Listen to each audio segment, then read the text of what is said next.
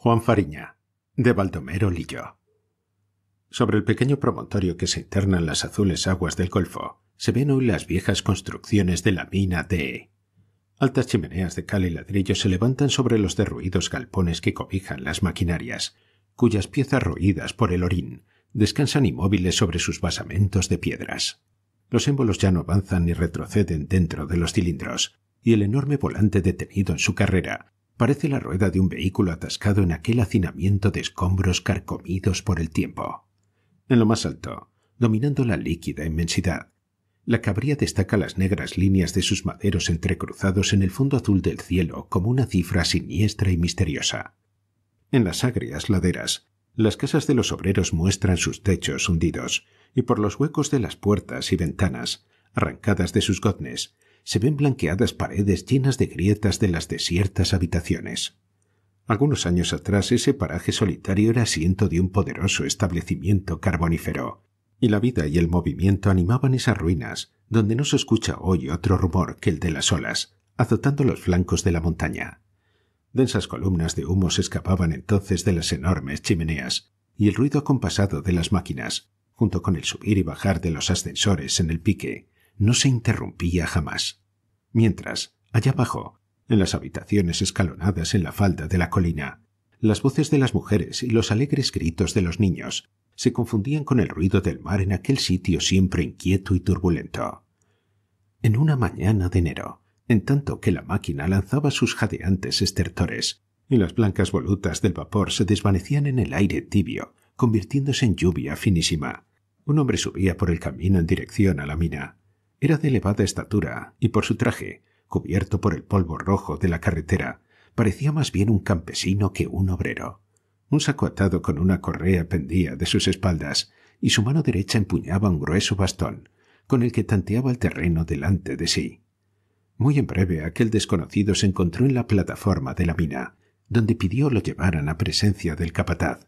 Este, que en ese instante se dirigía al pozo de bajada, se detuvo sorprendido ante el inválido visitante. «Amigo», díjole, «yo soy el que buscas. ¿Quién eres y qué es lo que deseas?» «Me llamo Juan Fariña y quiero trabajar en la mina», fue la breve contestación del interpelado. Los presentes se miraron y sonrieron. «¿Y de qué deseas ocuparte?», prosiguió en tono un tanto burlón el capataz. «De barretero», respondió tranquilamente el ciego. Un murmullo partió del grupo de obreros que rodeaban el borde del pique, y algunas carcajadas comprimidas estallaron. «Camarada», dijo el capataz, contemplando la férrea musculatura del postulante, «sin duda no será la fuerza lo que te haga falta, pero para ser barretero hay que tener buen ojo, y un ciego como tú no serviría para el caso». «Nada veo», repuso, «pero tengo buenas manos y no me asusta ningún trabajo». «Quedas aceptado», dijo el capataz después de un instante de vacilación. «Un ciego que no pide limosna y desea trabajar merece ser bien acogido. Puedes empezar cuando gustes». «Mañana a primera hora estaré aquí», respondió el original personaje, y se alejó pasando con la cabeza erguida y las blancas pupilas fijas en el vacío por entre la turba de obreros que contemplaban admirados sus anchos hombros y su musculoso cuerpo de atleta. En la mañana siguiente, Juan Fariña, con la blusa y pantalón del minero, una pequeña cesta con la merienda en una mano y el bastón en la otra, penetraba en la jaula en compañía de un capataz y varios trabajadores. Todos cubríanse la cabeza con la tradicional gorra de cuero, y en todas ellas, excepto en la del ciego, sujetas a la visera brillaban encendidas pequeñas lámparas de aceite. A una señal del jefe, la jaula se hundió súbitamente en el abismo negro, del que subía un vaho ligero que se condensaba en cristalinas gotas a lo largo de los flexibles cables de acero. Terminado el descenso se internaron en la mina, siguiendo los oscuros corredores por los que el ciego caminaba con la seguridad de un minero experimentado. Sus acompañantes admiraban aquella especie de instinto que le hacía adivinar los obstáculos y evitarlos con pasmosa sagacidad. Su bastón era una antena que se movía ágilmente en todas direcciones, tocando las paredes, el suelo y la techumbre de las galerías, que a medida que avanzaba se inclinaba más y más, obligándolo a encorvar su alta estatura y a rozar con sus espaldas las escabrosidades de la roca. En breve abandonaron las galerías de arrastre y penetraron en las canteras donde se extrae el material. arrastrándose en algunos sitios sobre las manos y las rodillas, internáronse en aquellos estrechos túneles, subiendo y bajando rapidísimas pendientes. Por todas partes se oía un golpear incesante. Al ruido sordo del pico mordiendo el venero, mezclábase el son más claro del martillo sobre la barrena. A veces una violenta imprecación rasgaba aquel ambiente irrespirable, impregnado de humo y de polvo de carbón.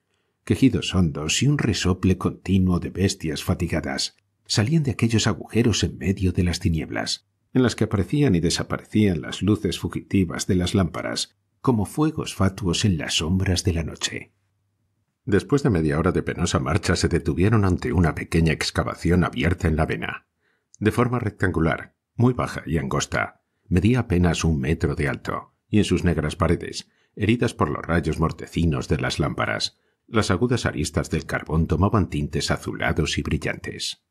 Después de escuchar silencioso las indicaciones del capataz, el nuevo obrero penetró resueltamente en la estrecha abertura, y muy luego su fatigosa respiración y el golpe seco y repetido del acero se confundieron con el sordo rumor que llenaba las galerías, los chiflones y las lóbregas revueltas.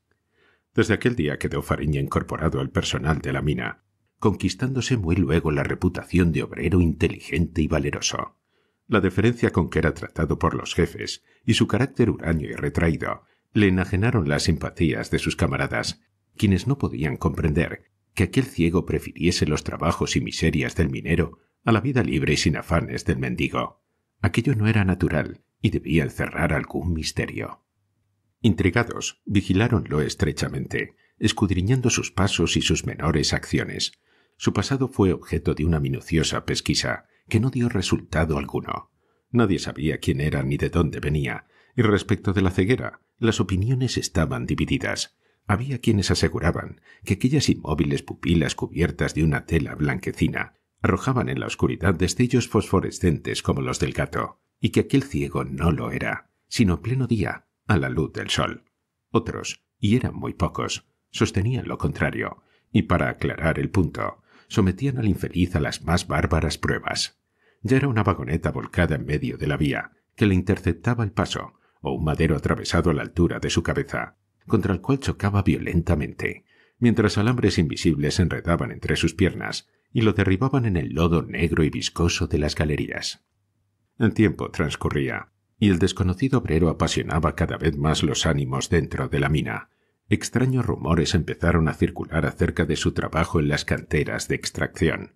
Todos los días a la salida del sol se hallaba junto al pique listo para bajar, y era siempre de los últimos al tomar el ascensor para regresar a su solitaria habitación en la falda de la colina.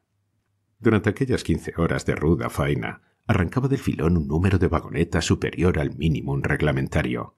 Aquello desconcertaba a los más esforzados barreteros, pues en aquel sitio el mineral era duro y consistente, y el mejor de ellos jamás había alcanzado un éxito semejante. Este hecho robusteció en la crédula imaginación de aquellas sencillas gentes la creencia de que Fariña era un ser extraordinario. Contábase de él que sólo iba a la mina a dormir, y que un socio cuyo nombre no se atrevían a pronunciar desprendía de la vena el carbón necesario para completar la tarea del día. Y no era un misterio para nadie que por la noche, cuando quedaba la mina desierta, se oía en la cantera maldita un redoble furioso que no cesaba hasta el alba. Aquel obrero infatigable, del que se hablaba en voz baja y tenebrosa, no era sino el diablo, que vagaba día y noche en las profundidades de la mina, dando golpes misteriosos en las canteras abandonadas, precipitando los desprendimientos de la roca y abriendo paso a través de grietas invisibles a las traidores exhalaciones del grisú. 2 viejos mineros encargados de vigilar por las noches los corredores de ventilación se habían aproximado cautelosos al sitio de donde partía el insólito rumor, deteniéndose asombrados ante la presencia de un barretero desconocido, que en el fondo de la cantera del ciego atacaba furiosamente el bloque negro y quebradizo.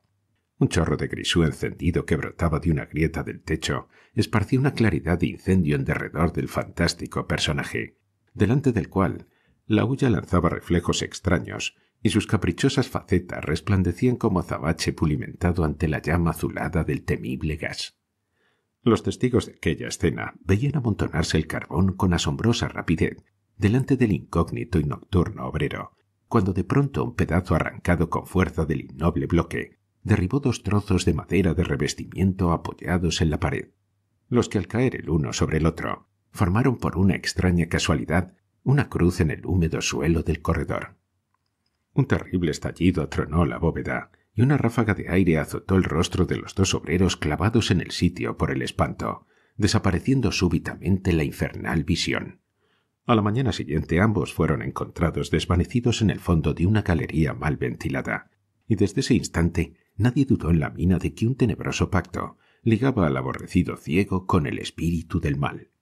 A la antipatía que le profesaban los mineros se agregó luego un supersticioso temor, y a su paso apartábanse presurosos, persignándose devotamente.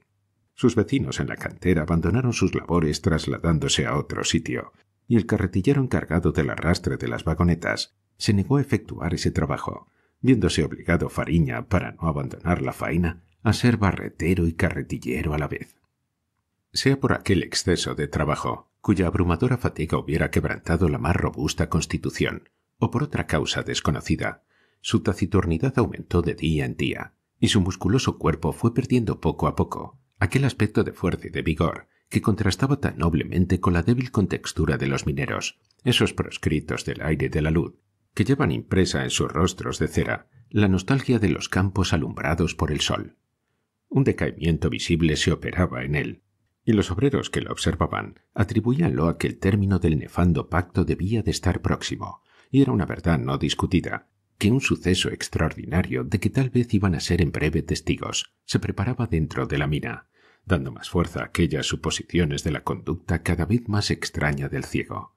Se le veía frecuentemente abandonar la cantera y penetrar en las galerías poco frecuentadas, dejando por las noches su vivienda solitaria para vagar como un fantasma por la orilla del mar, y sentándose a veces en las piedras de la ribera pasaba horas tras horas, oyendo el murmullo eterno del oleaje, como un viejo lobo que descansara de sus correrías por el océano. ¿Qué pensaba en esos instantes y qué dolor oculto guardaba su alma cerrada a toda afección? Como el origen de su ceguera, nadie lo supo jamás. Pronto iba a cumplir 1 año en la mina, y el misterio de su vida permanecía impenetrable. Entre los varios rumores que circularon acerca de él, había uno del que nadie se acordaba ya. Los mineros más antiguos recordaban vagamente que muchos años atrás, víctima de una de las frecuentes explosiones de Grisú, pereció en la mina un obrero, quedando moribundo un hijo de 16 años que lo acompañaba. A consecuencia de aquella desgracia, la mujer del infeliz y madre del niño perdió la razón, ignorándose en absoluto el destino del muchacho. Los que recordaban esos hechos creían ver en el rostro de Fariña vestigios de antiguas quemaduras, pero las cosas no pasaron de allí, y el misterio subsistió siempre. Los mineros veían en aquel ciego un enemigo de su tranquilidad y de la existencia de la mina misma. De un hombre que tenía pacto con el diablo no podía esperarse nada bueno, y los alarmistas anunciaban toda clase de males para lo futuro, citándose de él, para apoyar aquellos siniestros presagios, algunas enigmáticas palabras pronunciadas después de un derrumbe que había quitado la vida a varios trabajadores. «Cuando yo muera, la mina morirá conmigo», había dicho el misterioso ciego. Para muchos aquella frase encerraba una amenaza y para otros un vaticinio que no tardaría en cumplirse. En la semana que precedió a la gran catástrofe, Fariña obtuvo la plaza de vigilante nocturno de aquella sección de la mina donde trabajaba, empleo cuyo desempeño le era relativamente fácil, pues la principal tarea consistía en recorrer las compuertas de ventilación. En la noche del extraordinario suceso, se presentó como de costumbre en el pique a la hora reglamentaria. Las 9 en punto marcaba el reloj de la máquina cuando penetraba en la jaula y desaparecía en el pozo de bajada. Era aquel un día festivo y la mina estaba desierta. El tiempo se mostraba tempestuoso. Espesas nubes entoldaban el cielo y el viento norte, soplando con violencia a lo alto de la cabría, hacía gemir el maderamen sacudiendo los cables a lo largo de los niveles. El mar estaba agitado y tumultuoso, y la resaca elevaba su voz ronca entre los arrecifes de la costa. El maquinista, con una mano en el regulador y la otra en el freno, seguía con atención la manecilla del indicador. La máquina trabajaba a gran velocidad, pues la tarea estaba reducida a extraer el agua del pozo por medio de grandes cubos suspendidos debajo de las jaulas ascensoras. Y junto al borde del pique, un obrero armado de un largo gancho de hierro abría las compuertas colocadas en el fondo de aquellos, las que daban paso al agua que se escurría por el canal de desagüe. Esos dos hombres y el fogonero, que se tostaban el departamento de las calderas, eran los únicos que a esa hora velaban en la mina. Fariña, entretanto, había dejado el ascensor y caminaba por la galería central, esquivando los obstáculos con la soltura peculiar en él. Frente a la puerta del departamento de los capataces se detuvo y, haciendo saltar la cerradura, penetró al interior. Cogió de un armario arrimado a la pared cierto número de paquetes pequeños y cilíndricos, que sepultó en los bolsillos de su blusa, y apoderándose enseguida de un saquete de pólvora y de algunos rollos de guías, abandonó la estancia internándose en las profundidades de la mina. Marchaba presuroso, deslizándose sin ruido entre las hileras de vagonetas vacías, y pronto dejó a un lado las arterias principales para penetrar en una galería abandonada, que sólo servía de corredor de ventilación. Ese paraje había sido siempre objeto de vigilancia especial de parte de los ingenieros. Situado debajo del mar, las filtraciones eran abundantísimas en aquella galería, y la amenaza de un hundimiento era una idea que preocupaba a los jefes y operarios desde muchos años atrás.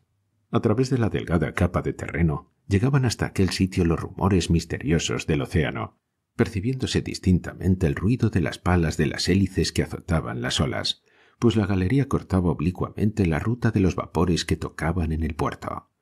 Considerables trabajos de revestimiento se habían llevado a cabo para evitar que el fondo del mar cediese bajo la presión de las aguas. En el sitio donde las filtraciones eran más copiosas, gruesas vigas que descansaban sobre sólidas pilastras sostenían la techumbre. Junto a uno de estos soportes detúvose Fariña, extrayendo detrás de él una enmohecida barrena de carpintero. 6 de aquellos pilares estaban perforados a la altura de 1 metro. Con ayuda de la barrena quitó el ciego la arcilla que disimulaba los agujeros, y con la calma y seguridad del que ejecuta una operación largo tiempo meditada, introdujo en cada uno de ellos un cartucho de dinamita con su correspondiente guía, formando con aquellas largas mechas, todas de una misma dimensión, un solo haz, cuyas extremidades igualó cuidadosamente. Y atándolas enseguida con un bramante, vertió encima del grueso nudo una parte del saquete de pólvora, trazando con el resto un reguero en el piso, de algunos metros de longitud. El principal trabajo estaba terminado, y el autor de aquella obra ignorada y terrible se irguió, y alargando el brazo, dio en el húmedo techo algunos golpes con la ferrada punta de su bastón, como si quisiese calcular el espesor de la roca sobre la que gravitaba la masa movible del océano. Después de un instante se inclinó de nuevo. En su mano derecha brillaba un fósforo encendido, y un reguero de chispas recorrió velozmente el suelo, convirtiéndose de pronto en una intensa llamarada que iluminó los sitios más recónditos de la galería. El siniestro personaje retrocedió entonces una veintena de metros por el camino que había traído, quedándose inmóvil con los brazos cruzados en medio del corredor. Delante de él un leve chisporroteo interrumpía apenas aquel silencio de muerte, cuando súbitamente un estampido seco retumbó como un trueno, y uno de los pilares, cortado en 2, voló en astillas bajo la negra bóveda. Segundos después una terrible explosión empujaba violentamente el aire, y un enorme montón de maderos destrozados interceptó la galería. Por unos instantes se oyeron los chasquidos de la roca, seguidos de bruscos desprendimientos. Primero trozos pequeños que rebotaban sordamente en la derribada mampostería, y después, como el tapón de una botella vacía sumergida en aguas profundas, cedió de un solo golpe la techumbre del túnel. Lívidos relámpagos serpentearon un momento en la oscuridad, y algo semejante al galope de pesados escuadrones resonó con pavoroso estruendo en los ámbitos de la mina. Afuera la tempestad desencadenada bramaba con furia, y el viento y el mar confundían sus voces irritadas en un solo sostenido y fragoroso. El maquinista, de pie en la plataforma de la máquina, fijaba una mirada soñolienta en el indicador y en el brocal del pozo, junto al cual el obrero del gancho de hierro ejecutaba su tarea temblando de frío bajo sus húmedas ropas. Ambos habían creído sentir entre el ruido de la borrasca rumores extraños que parecían venir de abajo, del fondo del pique, creyendo ver a veces que los cables perdían su tensión, como si el peso que soportaban disminuyese por alguna causa desconocida. Durante aquellas largas horas, los dos hombres fijaban en el cubo que subía una mirada ansiosa, con la vana esperanza de ver que el chorro líquido disminuyese o cesase por completo. Cuán ajenos estaban de que el agua que se escurría por la ladera del monte y se mezclaba con la del mar no hacía sino volver a su depósito de origen. Hacia el amanecer disminuyó la fuerza de la tempestad, y el obrero que se hallaba junto al pozo sintió de pronto en el canal de desagüe fuertes golpes, como si algo viviente se agitase en él. Acercóse al sitio de donde partía aquel ruido extraordinario y se quedó perplejo, mudo de estupor, a la vista de un objeto que parecía lanzar relámpagos y que azotaba violentamente junto a la rejilla del canal. Tomó con presteza un candil colgado en una de las vigas de la cabria, y su sorpresa se convirtió en espanto. Lo que saltaba allí dentro era un pez vivo, una corvina de plateado vientre. Entretanto el maquinista se impacientaba esperando las señales reglamentarias, y sus voces imperiosas dominaban el ruido del viento cada vez más flojo a medida que avanzaba el día. Por fin, el remis obrero reapareció en la plataforma, llevando suspendido por la cola el pez, que contraía violentamente su viscoso cuerpo. El de la máquina, viendo aquel objeto que se movía en la mano de su compañero, gritó desde lo alto: «¿Qué pasa, Juan? ¿Qué es lo que hay?» «Nada, que estamos achicando el mar», fue la breve respuesta que hirió sus oídos. Pasados algunos minutos, el pito de alarma sonaba en la mina por última vez, poniendo en conmoción a sus dormidos moradores, y el vapor, aliento vital de aquel organismo de hierro, abandonaba para siempre los cilindros y calderas, escapándose por las válvulas abiertas en medio de silbidos estremecedores. Los trabajadores acudían y se agrupaban consternados en torno del pique, contemplando silenciosos a los ingenieros, que por medio de sondajes comprobaban el desastre. De vez en cuando resonaban sordos chasquidos subterráneos producidos por los derrumbes de las obras interiores. El agua del mar llenaba toda la mina y subía por el pozo hasta quedar a 50 metros de los bordes de la excavación. El nombre de Fariña estaba en todos los labios, y nadie dudó un instante de que fuera el autor de la catástrofe, que los libertaba para siempre de aquel presidio donde tantas generaciones habían languidecido en medio de torturas y miserias ignoradas. Todos los años, en la noche del aniversario del terrible accidente que destruyó uno de los más poderosos establecimientos carboníferos de la comarca, los pescadores de esas riberas refieren que cerca del escarpado promontorio, en la ruta de las naves que tocan en el puerto, cuando suena la primera campanada de las 12 de la noche en la torre de la lejana iglesia, fórmase en las salobres ondas un pequeño remolino hirviente y espumoso, surgiendo de aquel embudo la formidable figura del ciego con las pupilas fijas en la mina desolada y muerta. Junto con la última vibración de la campana se desvanece la temerosa aparición, y una mancha de espuma marca el peligroso sitio, del que huyen velozmente las barcas pescadoras por sus ágiles remeros, y, ¡ay!, de la que se aventure demasiado cerca de aquel maelstrom en miniatura, pues atraída por una fuerza misteriosa y zarandeada rudamente por las olas, se verá en riesgo inminente de zozobrar.